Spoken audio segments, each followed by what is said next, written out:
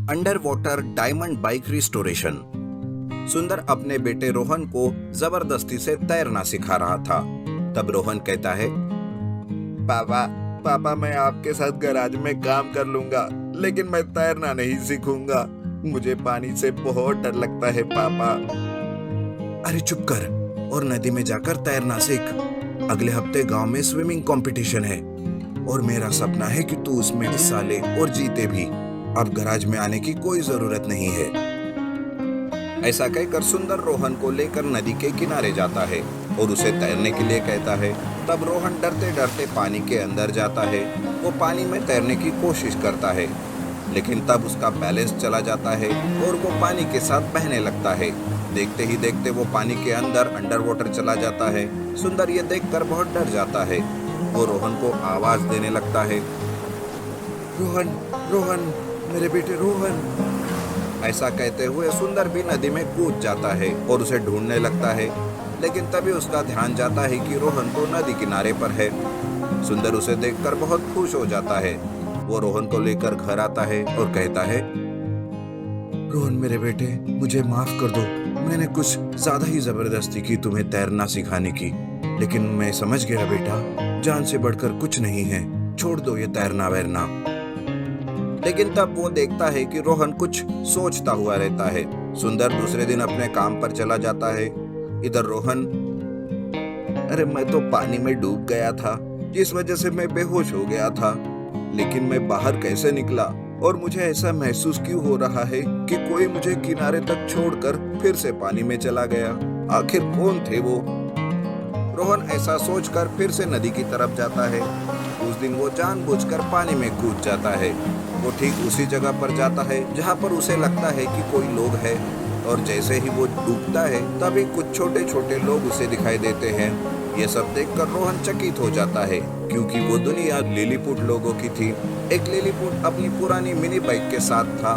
तब रोहन को देखकर लिलीपुट कहता है, अरे तुम यहाँ फिर से आ गए। कल तो तुम बेहोश हो गए थे, आज तुम यहाँ क्यों आ गए? अच्छा तो वो तुम लोग हो जिसने मेरी जान बचाई। आप लोगों का बहुत बहुत शुक्रिया। ये मिनी बाइक तुम्हारी है क्या? ये तो बहुत खराब हो चुकी है, लगता है पानी के कारण खराब हो चुकी है ये। हाँ, लेकिन तुम्हें कैसे पता चला? तुम गाड़ियों को रिस्टोरेशन करना जानते हो क्या? अरे तुम परेशान मत हो, मैं तुम्हारी इस बाइक को रिस्टोरेशन कर दूंगा और इसे फिर से नए जैसे बना दूंगा। रोहन उस बाइक को बाहर निकालकर उसका रिस्टोरेशन शुरू करता है। जैसे ही रिस्टोरेशन खत्म होता है, देखते ही देखते वो मिनी बाइक एक डायमंड बाइक में बदल जाती है। तब रोहन वहाँ पर जितनी भी पुरानी गाड़ियाँ थी उन सब का रिस्टोरेशन करता है और वो सारी की सारी गाड़ियाँ हीरो की गाड़ियों में बदल जाती है। ये देखकर रोहन कहता है, अरे ये क्या, मैं जिस गाड़ी का भी रिस्टोरेशन कर रहा हूँ वो सब बाइक डायमंड बाइक में बदल रही है। काश मेरे पास भी ऐसी एक बाइक होती तो मजा आ जाता। तभी वहाँ खड़ा एक लिलीपुट रोहन से कहता है, अरे तो ले जाओ ना, तुम इनमें से कोई भी एक डायमंड बाइक ले जा सकते हो। समझ लो हमारी तरफ से तुम्हें उपहार है। ऐसा कहकर लिलीपुट रोहन को एक डायमंड बाइक वाला बाइक खिलौना देता है। उसे लेकर रोहन नदी किनारे आता है। तब वो हीरो वाली बाइक बड़ी हो जाती है और वो एक असली डायमंड बाइक बन जाती है। उस डायमंड बाइक से रोहन घर जाने लगता है। तब उसे देखकर सारे गांव वाले चकित हो जाते हैं। घर में आकर रोहन सुंदर को सारी बात बताता है। तब सुंदर कहता है, अरे वाह बेटा, पानी के अंदर जाकर डायमंड बाइक का रिस्टोरेशन कर दिया तुमने। इसके बदले ये तुम्हें डायमंड बाइक भी मिल गई, लेकिन तैरना नहीं सीखा। कमाल है बेटा तुम्हारा भी। लिलीपुट रोहन को तैरना सिखाते हैं। देखते ही देखते रोहन गांव के स्विमिंग कंपटीशन में भी हिस्सा लेता है और जीत भी जाता है। इस तरह से रोहन अपने पापा का भी सपना पूरा कर लेता है। गरीब सोलर कार मैकेनिक वाले की सफलता। विजय नाम का एक लड़का गैराज में मैकेनिक का काम करता था। उसे कार के बारे में बहुत ही अनुभव था, इतना अनुभव कि जितना किसी इंजीनियर को भी नहीं था। बढ़ते पेट्रोल डीजल के भाव देखकर वो एक सोलर कार बनाने की सोचता है। गैराज में काम करते करते वो सोलर कार की डिजाइन भी बनाने लगता है। विजय एक दिन गैराज में पेपर पर कुछ लिख रहा था। कि तभी गैराज का मालिक गणपत वहां आता है और वो कहता है, अरे विजय, गैराज में काम छोड़कर तुम ये क्या कर रहे हो? मालिक, मैं एक सोलर कार बनाना चाहता हूँ। बस उसी का प्लान इस पेपर पर लिख रहा था। बस अगर मुझे कोई इन्वेस्टर मिल जाए तो मेरी सोलर कार बन ही गई समझो। क्या कहा? तुम और कार बनाओगे? अरे खुद को क्या इंजीनियर समझ रहे हो क्या? देखो, तुम कुछ भी करो पर मेरे ग्राहकों का काम अच्छे से करना, समझे कि नहीं? जी मालिक, मैं आपके काम करके ही अगर कुछ वक्त खाली मिलता है तो ही अपना खुद का काम करता हूँ, आप टेंशन मत लीजिए। इस तरह विजय गैराज में काम के साथ साथ इन्वेस्टर की भी तलाश करता रहता है।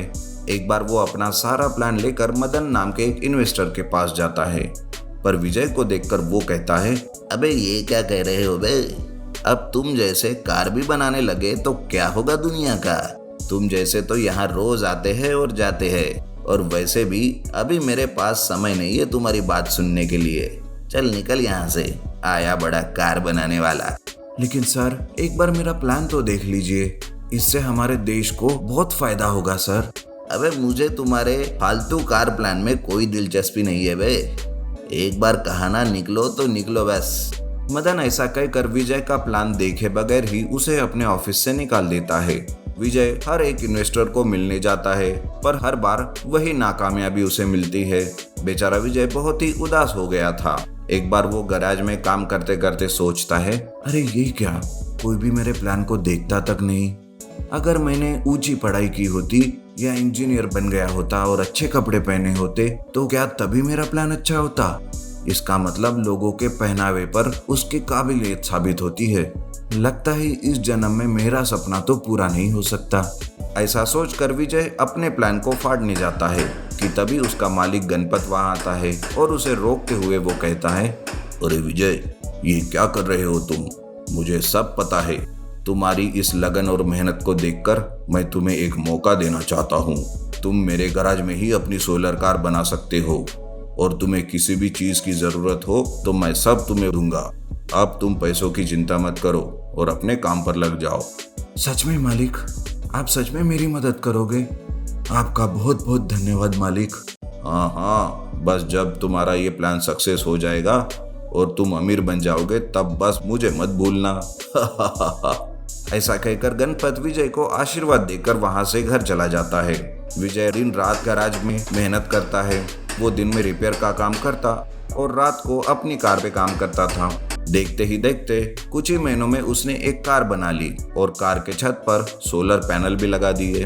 उसे ऐसा करते करते कुछ ही महीनों में उसकी सोलर कार भी तैयार हो जाती है।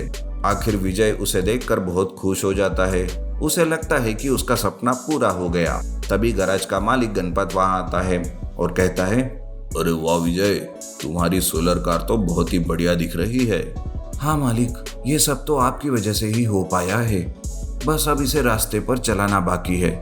विजय और गणपत दोनों भी सोलर कार में बैठ जाते हैं। विजय कार को स्टार्ट करता है, तब कार के छत पर लगे सोलर पैनल सूरज की ऊर्जा को इलेक्ट्रिक ऊर्जा में बदल देता है, जिस वजह से कार बिना पेट्रोल और डीजल से चलने लगती है। रास्ते पर ऐसी सोलर कार को देखकर लोग चकित हो जाते हैं। धीरे धीरे ये बात पूरे शहर में फैल जाती है।